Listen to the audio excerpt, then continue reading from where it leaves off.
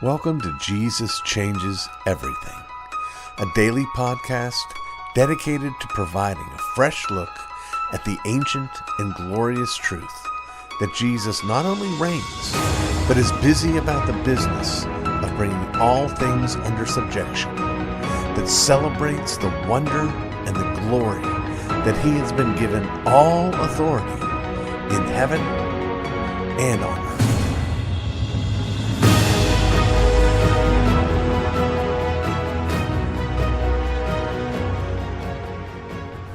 We're getting reasonably close to being halfway through our ongoing series on the Westminster Shorter Catechism. We come today to question number 50. We looked last time at question 49, which makes perfect sense, does it not? That asked, what is the second commandment? Now, the Westminster Divines ask us to consider what is required in the second commandment. And they answer this way. The second commandment requires the receiving, observing, and keeping pure and entire all such religious worship and ordinances as God has appointed in his word. Let me read it one more time. The second commandment requires the receiving, observing, and keeping pure and entire all such religious worship and ordinances as God has appointed in his word. What it's telling us is that whatever God commands that we do in the context of our worship, we have a duty to do it, which shouldn't be shocking or surprising to anyone. The challenge, of course, is trying to discern exactly what it is that God has commanded. And this challenge is not new to us. If you look for the biggest, most important, most well-covered theological controversy of the first century church, there's one that stands far and above all the others, and that is the question of circumcision, or more broadly, does the believer have an obligation to keep the ceremonial law of God? And even when you answer that question in the negative, which with respect to circumcision, it certainly is clear in the New Testament that that's exactly how the question was answered. No, you don't have to be circumcised to be a part of the kingdom of God. If you're a Gentile, this is not something you should be doing. But having established that, we still don't know what it is that falls under what we might call the ceremonial law. Theologians have long argued that you can divide God's law into three different kinds of laws. There's what we call the civil law. This is the law that God gives in the Old Testament to the nation of Israel for its government to fulfill its obligations and its duties. So civil law is just like the law here in our country. It's speed limit laws. It's laws against theft, laws against murder. Those are civil laws where the government's calling is to punish those who do these things. There is also what we would call the moral law, and the moral law describes our obligations that are not a part of the function of the government to enforce. Nothing clearer than the 10th commandment. You shall not covet. Coveting is a genuine sin. We're commanded not to do it. However, it's not a crime. You can't put someone in jail simply because they coveted something that belonged to somebody else. Well, the third category is what we would call the ceremonial law, that which set Israel apart as a nation, that which pointed forward to the atoning work of Christ, which has now once for all been completed. It's a wonderful distinction. It's very helpful. It's very important. The problem is our Old Testament law doesn't come with a Spirit-inspired, inerrant, infallible color coding of what laws go where. We know about circumcision. What we don't know about is, for instance, incense. Let's take incense. In fact, let me tell you a story about incense. I was on the floor of Presbytery, the Westminster Presbytery in southwest Virginia and northeast Tennessee. And I was being examined, seeking to transfer into that presbytery from another denomination. And in that context, you get interviewed or grilled, depending on how you look at it, by the other elders from the churches in that area that are part of that denomination. And the issue of incense came up. And there was some hemming and hawing because I was perfectly comfortable with the use of incense. I've never actually done it, but I don't see anything wrong with it. And someone stood up and said, well, that's a part of the shadows. That's something that's passed away. And I understood the motive, but I asked the question this way. I said, now, if I understand right, and I could certainly be wrong, but if I understand right, the incense in the Old Covenant was a representation of the prayers of God's people arising to God as a sweet aroma. And in the New Covenant, it's absolutely true that Jesus came once for all. He died. He was raised. That this is not something that we repeat. We don't go back to the animal sacrifices. I get all that, but we do still pray, right? He hasn't fulfilled the calling of God's people to pray such that we don't have that calling anymore. Of course we do. So, this answer that we have here is very helpful insofar as it tells us the standard, but it doesn't tell us what fits in the standard. We don't know always clearly, immediately, obviously what is required. Now, I happen to embrace what is called the regulative principle of worship. The regulative principle of worship says we only should do those things in worship that God has commanded. The other view is we can do anything that God hasn't forbidden. Well, we'll unpack that a little more next time when we consider what is forbidden by the second commandment.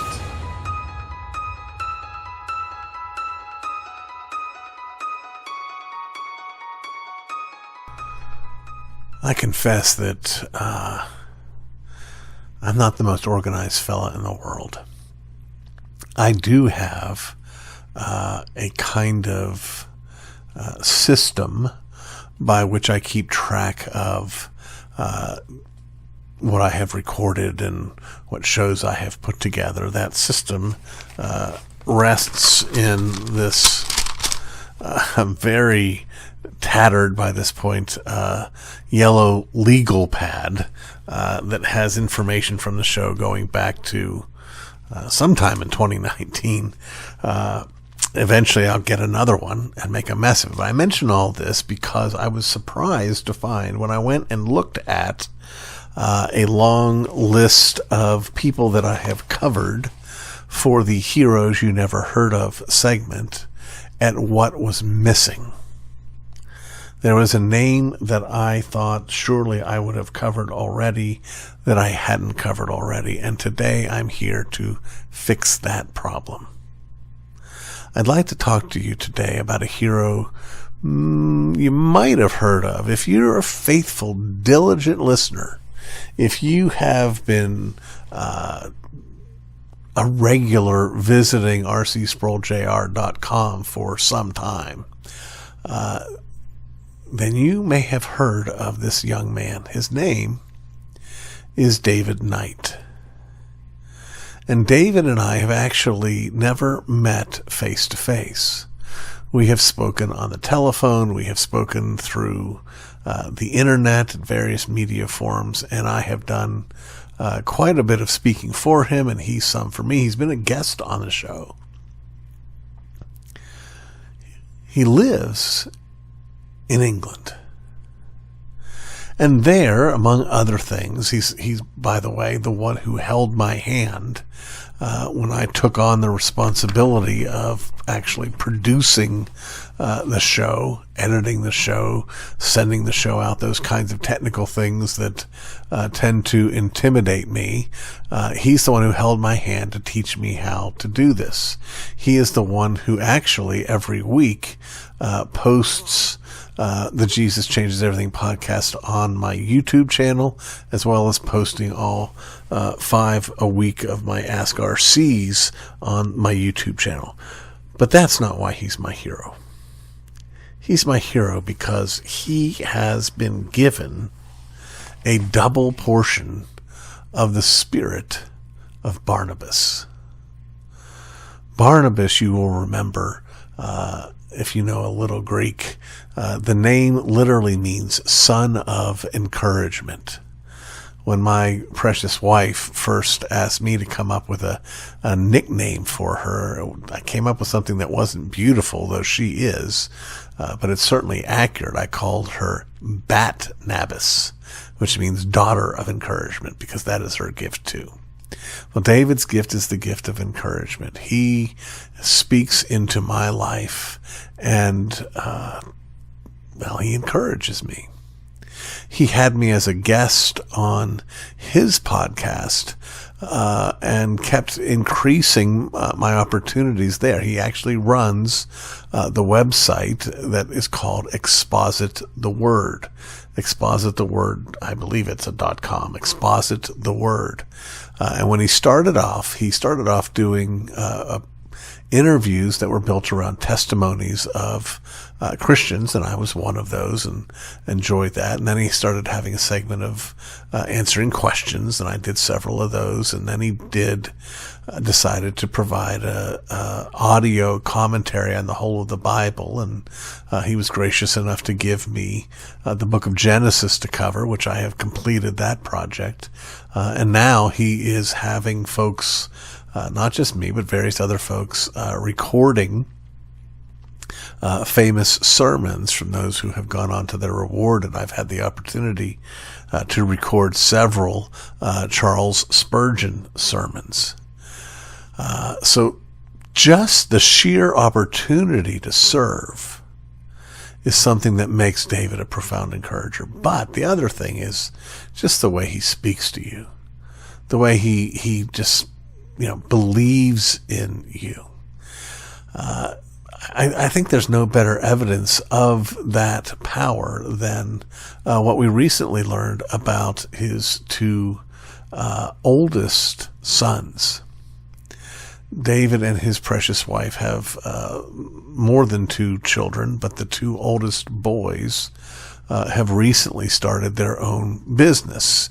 Like their dad, David, they are adept at manipulating zeros and ones on computers and over the internet, and they've created a company that's called Animate My Logo, where they can take a logo that already exists and put it in the context of moving pictures in all sorts of different and useful and helpful ways.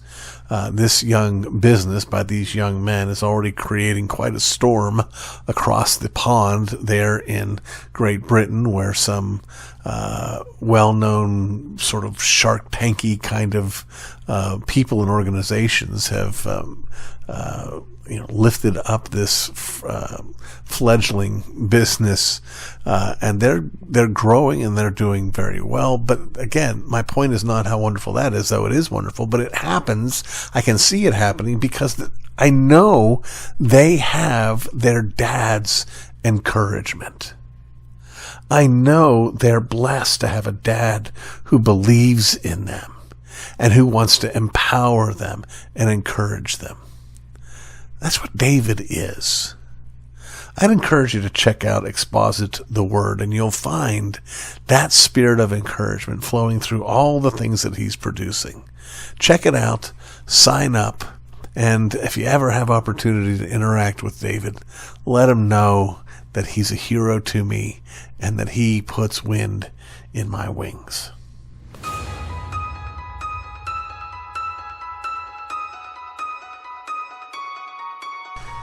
I have still failed to come up with a name for this particular segment, even though I have done it now 3 or 4 different times.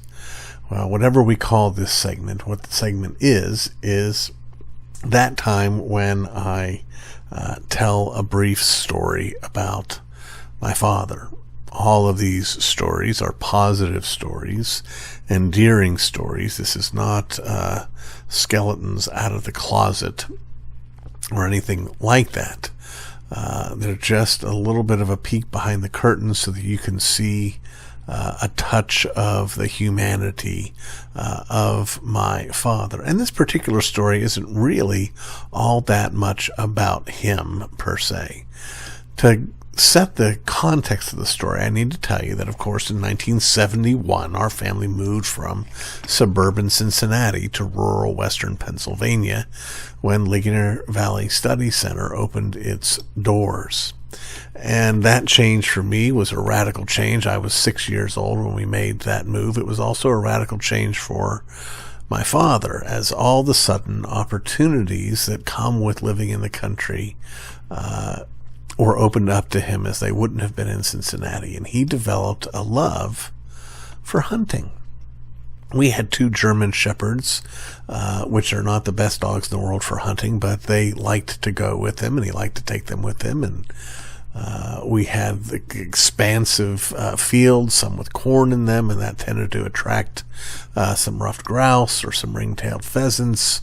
And I actually remember sitting at the dinner table, eating one of those pheasants and having a pellet come out of my mouth as a little boy. Well, not only did my father like to hunt for those birds, he was also an avid deer hunter. But the entire time that we lived in western Pennsylvania, my father not once bagged a deer.